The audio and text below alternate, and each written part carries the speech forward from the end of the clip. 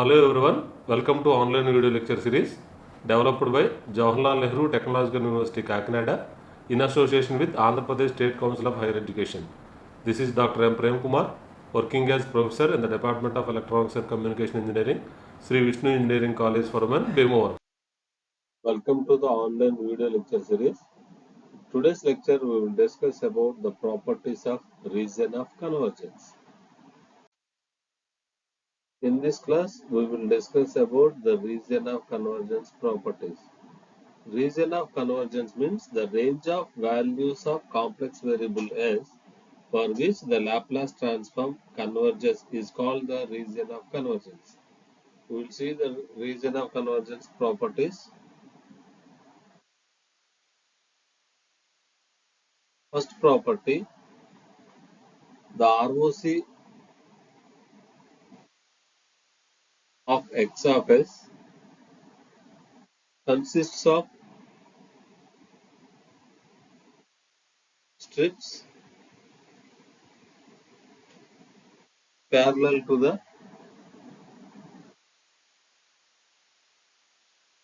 the j omega axis in the s plane. In the s plane. So this is s plane and this is sigma and this is j omega axis. As we see from the definition, x of s is equal to integral minus infinity to plus infinity x of t e power minus st dt, replacing s equal to sigma plus j omega.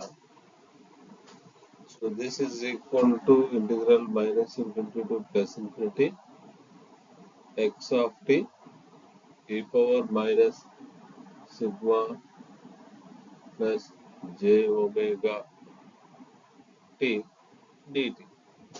This is equal to integral minus infinity to plus infinity x of t e power minus sigma t e power minus j omega t dt. Okay, from this, for the convergence of Fourier transform,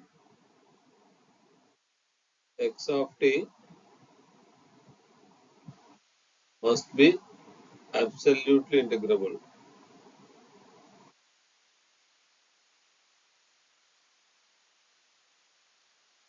This is considered Dirichlet conditions.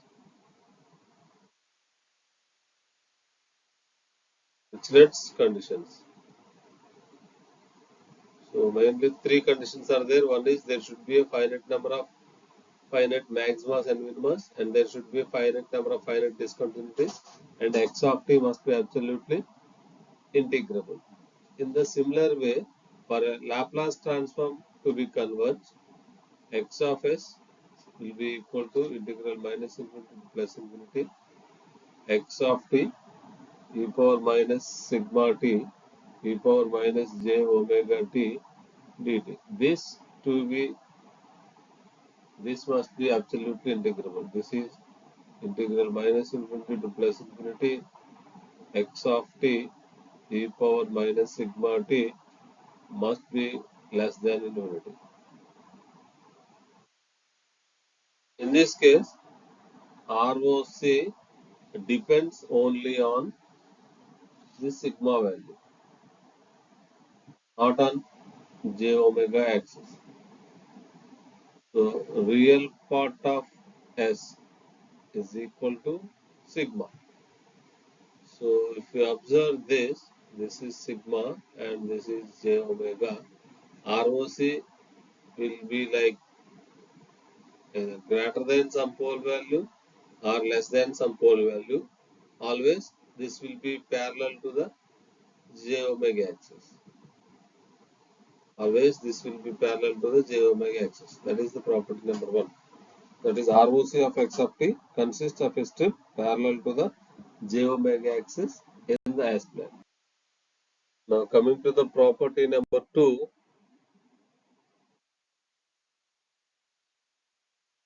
for rational Laplace transform, for rational Laplace transform, the RoC does not contain any poles. The RoC does not contain any poles. This is one important. So in the previous session, we have calculated the Laplace transform for couple of signals. So there we end up with 1 by s plus a, and the real part of s.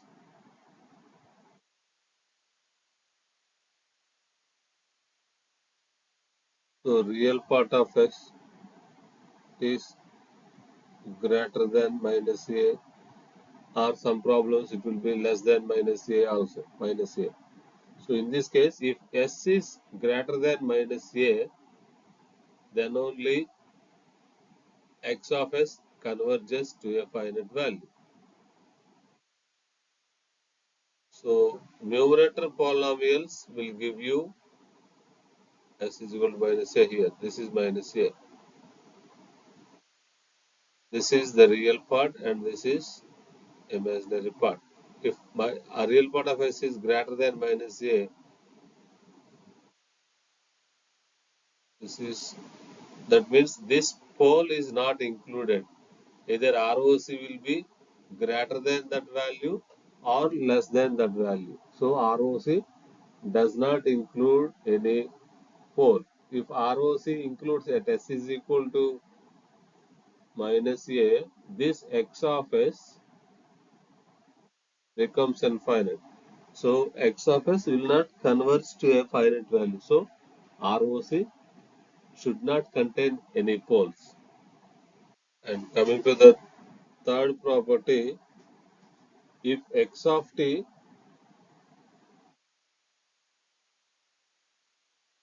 is of finite duration, is of finite duration and is absolutely integrable, and it is absolutely integrable,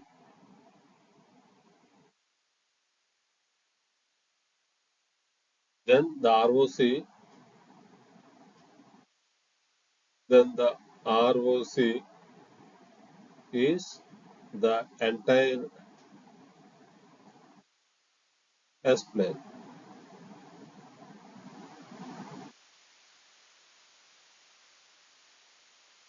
X of t is a two-sided sequence. Two-sided sequence means um, this is duration t1, this is duration t2, and this is our x of t. Whenever you multiply this x of t with either exponent e power minus sigma t, uh, because anyway this is a finite duration, always by multiplying exponential function it leads to a finite value. So then ROC is the entire jet plane, entire S plane. ROC is the entire S plane. Next property,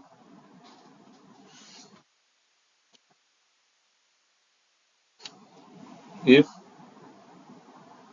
x of t is a right-sided signal,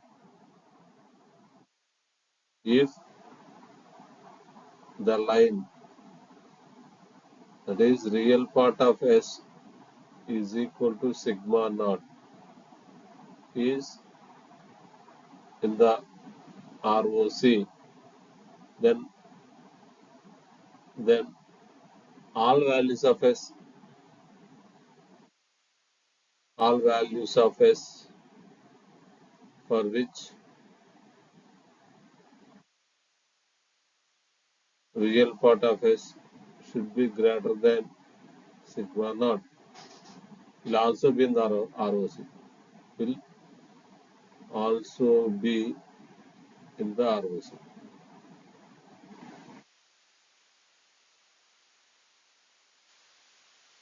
Right-sided signal means starting from 1.2. This is starting from T1, and this T2 will be tends to infinity. So by any multiplying this function with an exponential decaying function, obviously the convergence will take place. The ROC for this case will be real part of S will be greater than some sigma naught. The next property, if x of t is a left-sided signal, and if the line that is real part of S is equal to sigma naught is in the ROC, then all the values of S, all the values of S for which x of S, for which real part of S is less than sigma naught will also be in the ROC. Will also be in the ROC. So left-sided signal means, and this is T2, and this T1 will be minus infinity. So multiplying this with a exponential function, exponentially decaying function leads to some finite value. So ROC will be less than some sigma naught, less than some small value. So next property,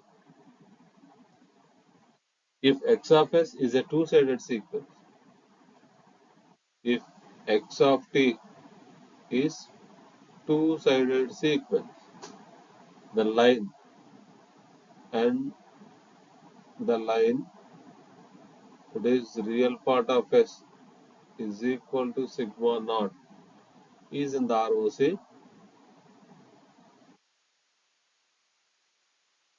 then the ROC will consist of then the ROC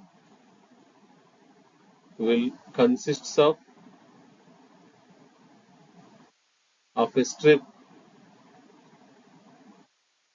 in the S plane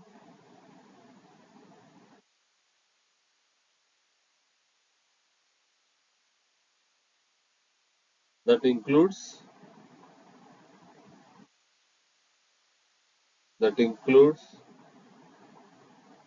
real part of S is equal to sigma naught.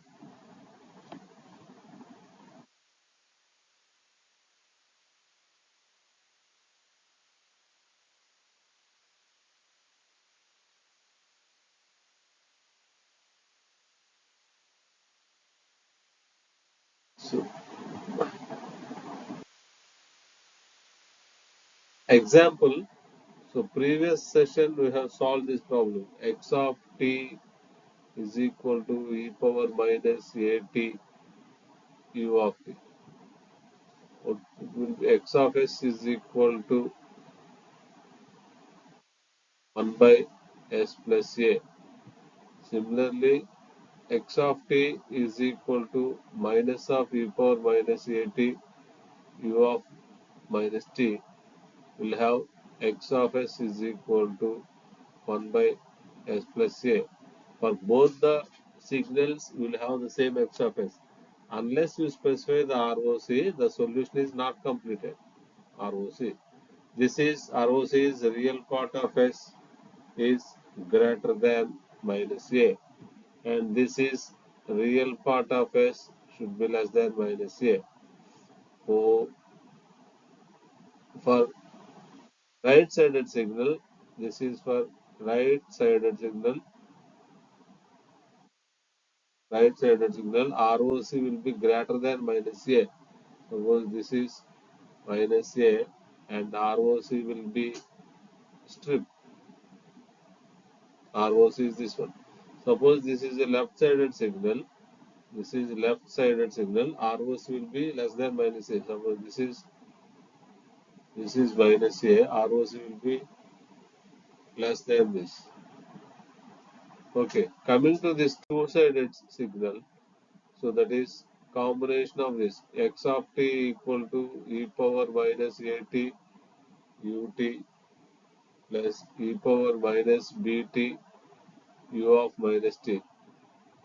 So corresponding x of s is equal to, this is 1 by s plus a, this is 1 by s plus b.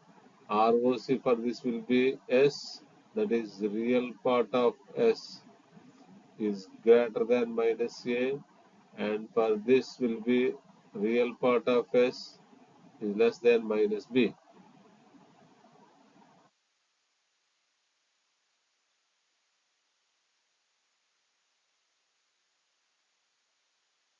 So this is minus b and this is minus a. This is greater than minus b and this is less than minus b.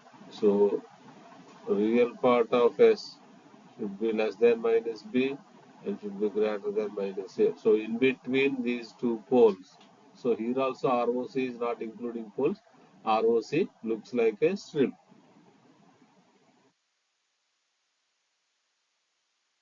And next property, property number 7. If the Laplace transform x of s of x of t is rational, then then the ROC is bounded by poles, bounded by poles, or extends to infinity. In addition,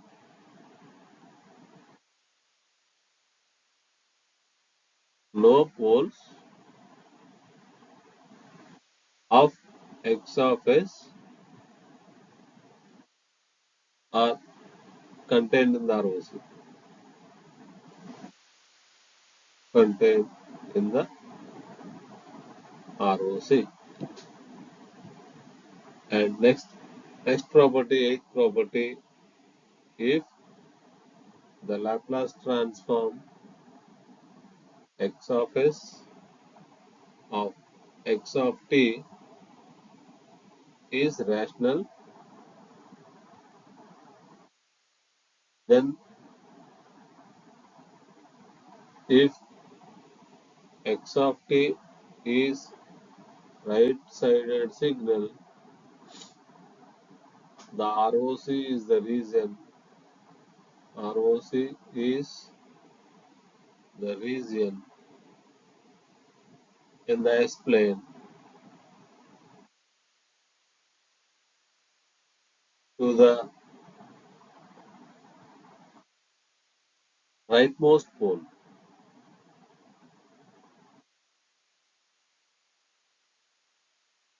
Rightmost pole. If x of n, if x of t is a left-sided signal, the ROC in the S plane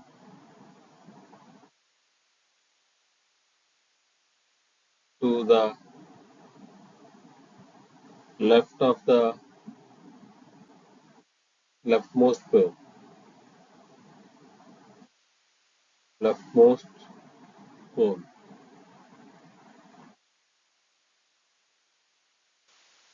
And we will discuss an example. Suppose this is S plane, and here it is having a two poles. Suppose if it is a right-sided signal, ROC is ROC is greater than the second pole, largest pole. And if if it is a left-sided signal, ROC is the less than the leftmost pole because ROC should not include any pole. If it is a two-sided signal, ROC will be within these poles. This is for two-sided signal.